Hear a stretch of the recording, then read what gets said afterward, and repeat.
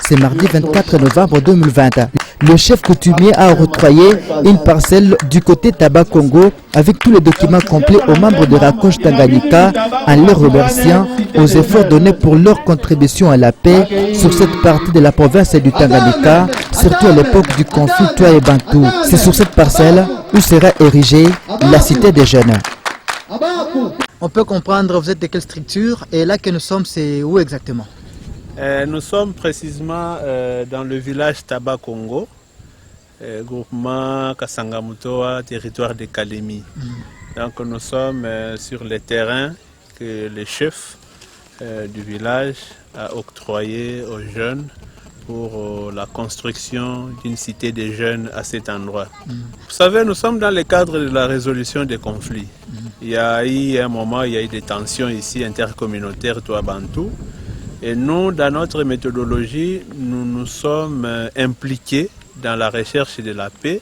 Mais dans cette recherche, il faut poser des actions qui sont pérennes.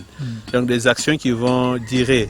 C'est comme ça que nous avions pensé à la construction d'une cité des jeunes. Cette cité des jeunes permettra aux habitants des deux communautés qui sont dans les villages Taba Congo, Zongwe, Mamakasanga, il y a les villages ici, Rogumba, à ces jeunes d'accéder à des formations professionnelles et à la menuiserie, la mécanique auto, pâtisserie, coupe couture et les autres activités qui vont permettre aux jeunes d'apprendre les métiers. Donc quelque chose qui va les permettre à ce qu'ils puissent s'autosuffire. Et pour nous, nous disons que ça peut permettre à résoudre la question des conflits.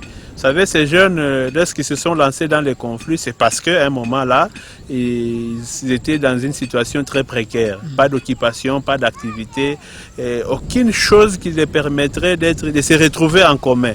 Et c'est pourquoi nous avons pensé à la cité des jeunes qui sera à la disposition des deux communautés et qui vont commencer à cohabiter autour de cette cité des jeunes. Donc c'est comme ça que nous avions pensé. Mais aussi nous avions pensé venir ici. Vous savez, à Kalemi, il est difficile de trouver un endroit où nous allons ériger ce genre de projet. Donc nous ne pouvons qu'occuper des espaces non occupés actuellement et qui va permettre d'avoir un espace qui va permettre aux jeunes d'obtenir la cité des jeunes.